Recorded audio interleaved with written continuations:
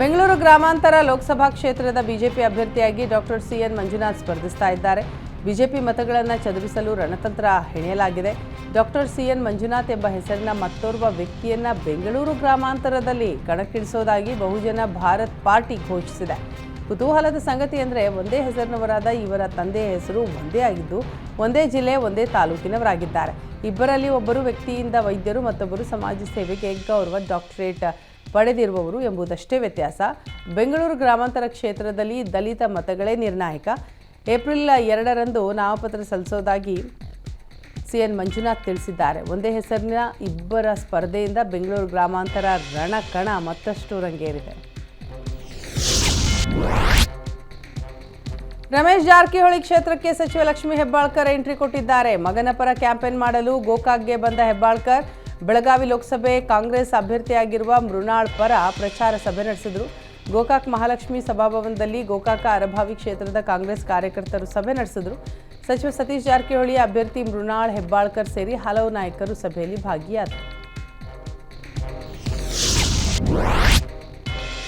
ಬೆಂಗಳೂರು ಗ್ರಾಮಾಂತರ ಕ್ಷೇತ್ರದಿಂದ ಕಾಂಗ್ರೆಸ್ ಅಭ್ಯರ್ಥಿಯಾಗಿ ಡಿಕೆ ಸುರೇಶ್ ನಾಮಪತ್ರ ಸಲ್ಲಿಸಿದ್ದಾರೆ. ರಾಮನಗರ ಜಿಲ್ಲಾಧಿಕಾರಿ ಕಚೇರಿಗೆ ತೆರಳಿ ಡಿಕೆ ಸುರೇಶ್ ಉಮೇದುವಾರಿಕೆ ಸಲ್ಲಿಸಿದರು. ನಾಮಪತ್ರ ಅಫಿಡವಿಟ್ನಲ್ಲಿ ಹಾಲಿ ಸಂಸದ ಡಿಕೆ ಸುರೇಶ್ ಬರೋಬ್ಬರಿ 593 ಕೋಟಿ ರೂಪಾಯಿ ಆಸ್ತಿ ಘೋಷಣೆ ಮಾಡಿಕೊಂಡಿದ್ದಾರೆ. ಕಳೆದ 5 ವರ್ಷಗಳಲ್ಲಿ ಡಿಕೆ ಸುರೇಶ್ ಆಸ್ತಿ 259 ಕೋಟಿ ರೂಪಾಯಿ ಹೆಚ್ಚಳವಾಗಿದೆ. ಡಿಕೆ ಸುರೇಶ್ ಬಳಿ 4.77 ಲಕ್ಷ ರೂಪಾಯಿ ಹಣ ಇದ್ದರೆ ಒಟ್ಟು 106 ಕೋಟಿ ರೂಪಾಯಿ ಚರಾಸ್ತಿ ಇದೆ. ಬ್ಯಾಂಕ್ ಖಾತೆಯಲ್ಲಿ 16 ಕೋಟಿ ರೂಪಾಯಿ, ವಿವಿಧ ಹೂಡಿಕೆಗಳಲ್ಲಿ 2 ಕೋಟಿ ರೂಪಾಯಿ ಇದೆ.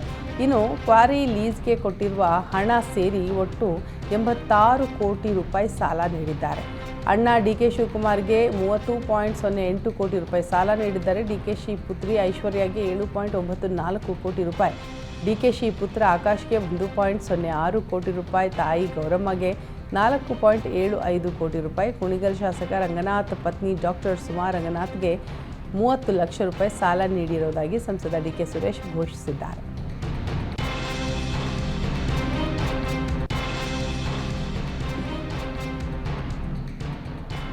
ಮೋದಿ ಎಂದು ಘೋಷಣೆ ಕೂಗುವವರ ಕೆನ್ನೆಗೆ ಬಾರಿಸಿ ಅಂತ ಸಚಿವ ಶಿವರಾಜ್ ತಂಗಡಗಿ ಕೊಟ್ಟ ಹೇಳಿಕೆ ವಿರುದ್ಧ ವಿಜಯಪುರ ಜಿಲ್ಲೆಯಲ್ಲಿ ಬಿಜೆಪಿ ಕಾರ್ಯಕರ್ತರು ಪ್ರತಿಭಟನೆ ನಡೆಸಿದರು. ಜಿಲ್ಲಾಧಿಕಾರಿ ಕಚೇರಿ ಎದುರು ಜಮಾವಣೆಗೊಂಡ ಕಾರ್ಯಕರ್ತರು ಸಚಿವ ತಂಗಡಗಿ ವಿರುದ್ಧ ಘೋಷಣೆ ಕೂಗಿ ಆಕ್ರೋಶ ಹೊರಹಾಕಿದರು. ಅಲ್ಲದೆ ತಕ್ಷಣವೇ ಸಚಿವ ಶಿವರಾಜ್ ತಂಗಡಗಿ ಕ್ಷಮೆ ಕೇಳಬೇಕು ಅಂತ ಒತ್ತಾಯ ಮಾಡಿದರು. ಬಿಜೆಪಿ ವಿರುದ್ಧ ಭ್ರಷ್ಟಾಚಾರದ ರೇಡ್ ಜಾಹೀರಾತು ಪ್ರಕರಣದಲ್ಲಿ ಬಿಜೆಪಿ ಸಲ್ಲಿಸಿದ್ದ ಮಾನನಷ್ಟ ಪ್ರಕರಣ ವಿಚಾರಣೆ ನಡೆಯಿತು. ಜನಪ್ರತಿನಿಧಿಗಳ ವಿಶೇಷ ನ್ಯಾಯಾಲಯದಲ್ಲಿ ವಿಚಾರಣೆ ನಡೆದಿದ್ದು ಸಿಎಂ ಸಿದ್ದರಾಮಯ್ಯ ಹಾಗೂ ಡಿಸಿಎಂ ಡಿಕೆ ಶಿವಕುಮಾರ್ಗೆ ಸಮನ್ಸ್ ಜಾರಿ ಮಾಡಲಾಗಿದೆ. ನಿನ್ನೆ ಮತ್ತೊಮ್ಮೆ ಸಮನ್ಸ್ ಜಾರಿ ಮಾಡಿದ ಕೋರ್ಟ್ ಏಪ್ರಿಲ್ 29ಕ್ಕೆ ವಿಚಾರಣೆಗೆ ಹಾಜರಾಗುವಂತೆ ತಿಳಿಸಿದೆ. ಸಿಎಂ ಡಿಸಿಎಂಗೆ ಸಮನ್ಸ್ ಜಾರಿ ಮಾಡಲು ಪೊಲೀಸರಿಗೆ ಸೂಚನೆ ನೀಡಿದೆ. ಡಿಸಿಎಂಗೆ ಸಮನ್ಸ್ ಜಾರಿ ಮಾಡಲು ಸದಾಶಿವನಗರ ಪೊಲೀಸರಿಗೆ, ಸಿಎಂಗೆ ಸಮನ್ಸ್ ಜಾರಿ ಮಾಡಲು ಹೈಗ್ರೌಂಡ್ಸ್ ಪೊಲೀಸರಿಗೆ ಸೂಚನೆ ನೀಡಲಾಗಿದೆ. ಹಾಸನ ಲೋಕಸಭಾ ಕ್ಷೇತ್ರದ ಜೆಡಿಎಸ್ ಅಭ್ಯರ್ಥಿಯಾಗಿ ಪ್ರಜ್ವಲ್ ರೇವಣ್ಣ ನಾಮಪತ್ರ ಸಲ್ಲಿಸಿದ್ದಾರೆ. ನಾಮಪತ್ರ ಅಫಿಡವಿಟ್ನಲ್ಲಿ ಒಟ್ಟು 40.84 ಕೋಟಿ ರೂಪಾಯಿ ಆಸ್ತಿ ಘೋಷಿಸಿದ್ದಾರೆ. ಇದರಲ್ಲಿ 5.44 ಕೋಟಿ ರೂಪಾಯಿ ಮೊತ್ತದ ಚರಾಸ್ತಿ ಹಾಗೂ 35.40 ಕೋಟಿ ರೂಪಾಯಿ ಮೊತ್ತದ ಸ್ಥಿರಾಸ್ತಿ ಸೇರಿದೆ. ಪ್ರಜ್ವಲ್ ರೇವಣ್ಣ 2018-19ರಲ್ಲಿ ಸಾಮಾನ್ಯ ಆದಾಯ 6.48 ಲಕ್ಷ ರೂಪಾಯಿ ಹಾಗೂ ಕೃಷಿ ಆದಾಯ 26.98 ಲಕ್ಷ ರೂಪಾಯಿ ಅಂತ ಘೋಷಿಸಿದ್ದಾರೆ. 2022-23ರಲ್ಲಿ 36.14 ಲಕ್ಷ ರೂಪಾಯಿ ಸಾಮಾನ್ಯ ಆದಾಯ ಹಾಗೂ 42.41 ಲಕ್ಷ ರೂಪಾಯಿ ಕೃಷಿ ಆದಾಯ ಗಳಿಸಿರುವುದಾಗಿ ಅಫಿಡವಿಟ್ನಲ್ಲಿ ತಿಳಿಸಿದ್ದಾರೆ. ಮೆಕ್ಯಾನಿಕಲ್ ಇಂಜಿನಿಯರಿಂಗ್ ಪದವೀಧರರಾಗಿರುವ ಪ್ರಜ್ವಲ್ ರೇವಣ್ಣ ಮೇಲೆ ಯಾವುದೇ ಪ್ರಕರಣಗಳಿಲ್ಲ ಅಂತ ತಿಳಿಸಿದ್ದಾರೆ. ಲೋಕಸಭೆ ಚುನಾವಣೆಗೆ ನಾಮಪತ್ರ ಸಲ್ಲಿಕೆ ಹಿನ್ನೆಲೆ ನಾಮಪತ್ರ ಸಲ್ಲಿಕೆ ಕೇಂದ್ರಗಳ ಬಳಿ ನಿಷೇಧಾಜ್ಞೆ ಜಾರಿಗೊಳಿಸಲಾಗಿದೆ.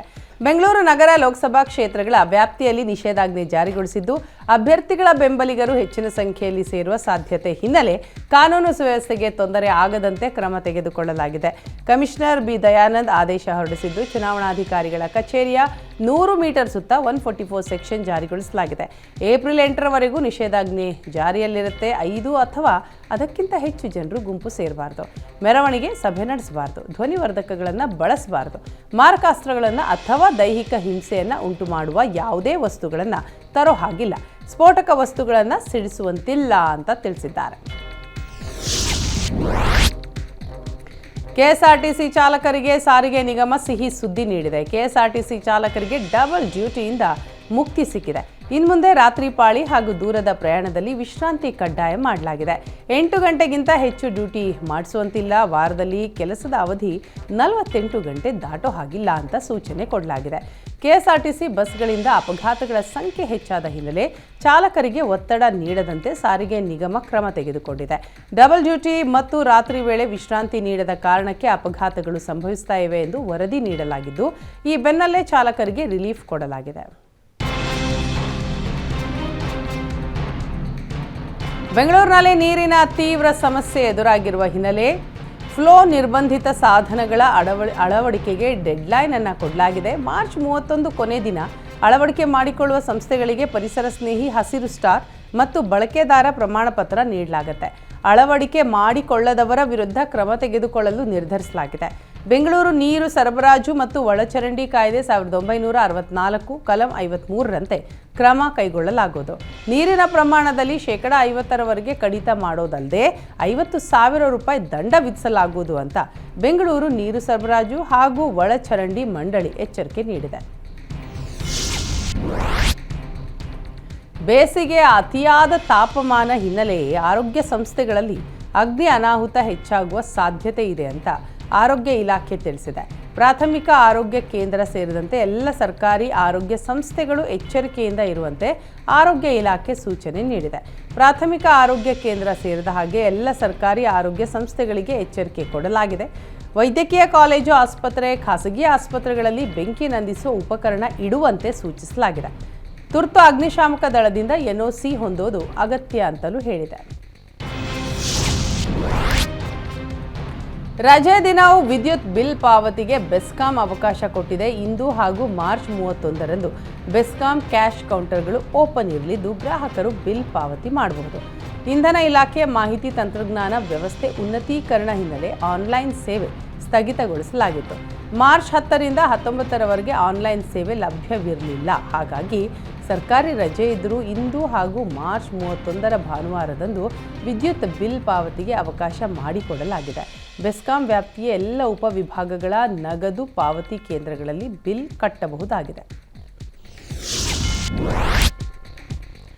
ಬೆಂಗಳೂರಿನಲ್ಲಿ ಮತ್ತೊಂದು ಸುತ್ತಿನ ಧರ್ಮ ದಂಗಲ್ ಶುರುವಾಗಿದೆ. ಮುಂದಿನ ಏಪ್ರಿಲ್ ಹಾಗೂ ಮೇ ತಿಂಗಳಿನಲ್ಲಿ ನಡೆಯುವ ವಿವಿಧ ದೇವಸ್ಥಾನಗಳ ಜಾತ್ರಾ ಮಹೋತ್ಸವದಂದು ಅನ್ಯ ಕೋಮಿನವರಿಗೆ ವ್ಯಾಪಾರ ಮಾಡಲು ಅವಕಾಶ ನೀಡದಂತೆ ಬೆಂಗಳೂರು ಡಿಸಿಗೆ ಹಿಂದೂ ಮುಖಂಡರು ಮನವಿ ಮಾಡಿಕೊಂಡಿದ್ದಾರೆ. ಹಿಂದೂ ಮುಖಂಡ ಮೋಹನ್ ಗೌಡ ನೇತೃತ್ವದ ತಂಡ ಜಿಲ್ಲಾಧಿಕಾರಿಗಳಿಗೆ ಮನವಿ ಸಲ್ಲಿಸಿದೆ. ದೂರು ಸಲ್ಲಿಕೆ ಬಳಿಕ ಮಾತನಾಡಿದ ಮೋಹನ್ ಗೌಡ, ಬಾಂಬರ್ ಶಾರೀಕ್ನಂತವರು ದೇವಸ್ಥಾನಗಳಲ್ಲಿ ಬಾಂಬ್ ಇಡುವ ಕೆಲಸಕ್ಕೆ ಮುಂದಾಗಿದ್ದರು. ಅವರ ಕೋಮಿನವರಿಗೆ ದೇವರ ಬಗ್ಗೆ ಭಕ್ತಿ, ಜನರ ಬಗ್ಗೆ ಕಾಳಜಿ ಏನೂ ಇರೋದಿಲ್ಲ. ಈ ಕಾರಣದಿಂದ ದೇವಸ್ಥಾನಗಳಲ್ಲಿ ವ್ಯಾಪಾರಕ್ಕೆ ಅವಕಾಶ ಕೊಡಬಾರದು ಅಂತ ಹೇಳಿದರು. ಯುಗಾದಿ ಹಬ್ಬದ ಸಾಮಗ್ರಿ ಮಾಂಸಕ್ಕಾಗಿ ಚೀಟಿ ಹಾಕಿದ್ದ ಸಾವಿರಾರು ಜನರಿಗೆ ನಾಮ ಹಾಕಿದ ಘಟನೆ ನಡೆದಿದೆ. ಬೆಂಗಳೂರಿನ ಗಿರಿನಗರದಲ್ಲಿ ಈ ಘಟನೆ ನಡೆದಿದ್ದು, ಚೀಟಿ ಹಾಕಿಸಿಕೊಂಡಿದ್ದ ಪುಟ್ಟಸ್ವಾಮಿ ರಾತ್ರೋರಾತ್ರಿ ಮನೆ ಖಾಲಿ ಮಾಡಿದ್ದಾನೆ. ಬರೋ ಒಬ್ಬೊಬ್ಬರ 4ರಿಂದ 5 ಸಾವಿರ ಹಣ ಪಡೆದು ಯುಗಾದಿ ಹಬ್ಬಕ್ಕೆ ಮಾಂಸ ಮತ್ತು ದಿನಸಿ ಸಾಮಗ್ರಿ ಚೀಟಿ ಹಾಕಿಸಿಕೊಂಡಿದ್ದ. ಮೋಸ ಹೋದವರು ಪುಟ್ಟಸ್ವಾಮಿ ಮನೆ ಮುಂದೆ ಜಮಾಯಿಸಿದ್ದು ಬ್ಯಾಟರಾಯನಪುರ ಠಾಣೆಯಲ್ಲಿ ದೂರು ನೀಡಿದ್ದಾರೆ. ಕಳೆದ 2 ವರ್ಷಗಳಿಂದ ಯುಗಾದಿ ಚೀಟಿ ನಡೆಸ್ತಾ ಇದ್ದ ಪುಟ್ಟಸ್ವಾಮಿ ಈ ಬಾರಿ ಚೀಟಿ ಸಂಖ್ಯೆಯನ್ನು ಹೆಚ್ಚಿಸಿಕೊಂಡು ಕೋಟ್ಯಾಂತರ ಹಣ ಗುಳುಂ ಮಾಡಿದ್ದಾನೆ. ಯುಗಾದಿ ಹಬ್ಬ ಹತ್ತಿರ ಬರ್ತಾ ಇದ್ದಂತೆ ಎಸ್ಕೇಪ್ ಆಗಿದ್ದಾನೆ. ಕುಡಿಯುವ ನೀರಿಗಾಗಿ ಚಾಕುವಿನಿಂದ ಇಳಿದು ಬರ್ಬರವಾಗಿ ಕೊಲೆ ಮಾಡಲಾಗಿದೆ. ಯಾದಗಿರಿ ಜಿಲ್ಲೆಯ ಹುಣಸಗಿ ಪಟ್ಟಣದಲ್ಲಿ ಈ ಘಟನೆ ನಡೆದಿದೆ. 21 ವರ್ಷದ ನಂದಕುಮಾರ ಕಟ್ಟಿಮನಿ ಎಂಬ ಯುವಕನನ್ನ ಬರ್ಬರವಾಗಿ ಕೊಲೆ ಮಾಡಲಾಗಿದೆ. ನೀರಿನ ವಿಚಾರಕ್ಕೆ ನಂದಕುಮಾರ ಅಜ್ಜಿ ರುದ್ರವ್ವ ಜೊತೆ ಹನುಮಂತ ಹಾಗೂ ಹನುಮವ್ವ ಜಗಳ ಮಾಡ್ತಿದ್ರು. ಈ ವೇಳೆ ಮಧ್ಯಪ್ರವೇಶಿಸಿದ ಮೊಮ್ಮಗ ನಂದಕುಮಾರ್, ನೀವು ಯಾಕೆ ಜಗಳ ಮಾಡಿದ್ದೀರಿ ಅಂತ ಪ್ರಶ್ನಿಸಿದ್ದಾರೆ. ಇದರಿಂದ ಸಿಟ್ಟಿಗೆದ್ದ ಹನುಮಂತ ಹಾಗೂ ಹನುಮವ್ವ ನಂದಕುಮಾರ್ಗೆ ಚಾಕು ಇರಿದಿದ್ದಾರೆ. ನಂದಕುಮಾರ್ ತಾಯಿಯ ಮೇಲೆ ಹಲ್ಲೆ ನಡೆಸಿದ್ದಾರೆ. ಹನುಮಂತ ಹಾಗೂ ಹನುಮವ್ವ ಇಬ್ಬರನ್ನೂ ಪೊಲೀಸರು ಬಂಧಿಸಿದ್ದಾರೆ. ಮಂಗಳೂರಿನ ಬೈಕಂಪಾಡಿ ಕೈಗಾರಿಕಾ ಪ್ರದೇಶದಲ್ಲಿ ಭಾರೀ ಅಗ್ನಿ ಅವಘಡ ಸಂಭವಿಸಿದೆ. ಫಿಶ್ ಆಯಿಲ್ ಉತ್ಪಾದಿಸುವ ಗೋದಾಮಿನಲ್ಲಿ ಬೆಂಕಿ ಕಾಣಿಸಿಕೊಂಡಿದೆ.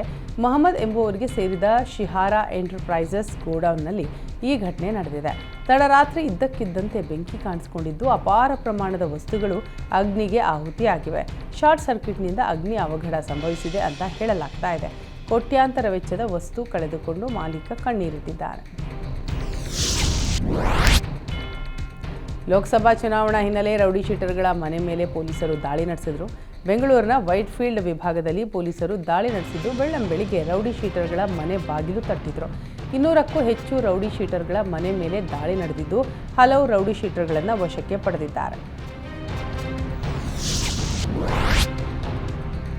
ವಿಜಯನಗರ ಜಿಲ್ಲೆಯಲ್ಲಿ ಕುಡಿಯುವ ನೀರಿನ ಸಮಸ್ಯೆ ಉಲ್ಬಣಗೊಂಡಿದೆ. ಹೂವಿನಹಡಗಲಿ ತಾಲೂಕಿನ ಮಾಗಳ ಗ್ರಾಮದಲ್ಲಿ ಕಲುಷಿತ ನೀರು ಸರಬರಾಜು ಮಾಡಲಾಗ್ತಾ ಇದ್ದು ಆಕ್ರೋಶಗೊಂಡ ಗ್ರಾಮಸ್ಥರು ಗ್ರಾಮ ಪಂಚಾಯಿತಿ ಕಾರ್ಯಾಲಯಕ್ಕೆ ಬಂದು ಗಲಾಟೆ ಮಾಡಿದ್ರು. ನೀರನ್ನು ತೆಗೆದುಕೊಂಡು ಬಂದು ಪಿಡಿಒ ಹಾಗೂ ಗ್ರಾಮ ಪಂಚಾಯಿತಿ ಸದಸ್ಯರನ್ನ ಗ್ರಾಮಸ್ಥರು ತರಾಟೆಗೆ ತೆಗೆದುಕೊಂಡ್ರು. ಯೋಗ್ಯವಲ್ಲದ ನೀರನ್ನು ಹೇಗೆ ಕುಡಿಯೋದು, ನೀವು ಈ ನೀರನ್ನು ಕುಡಿಯಿರಿ ಅಂತ ಪಟ್ಟು ಹಿಡಿದ್ರು.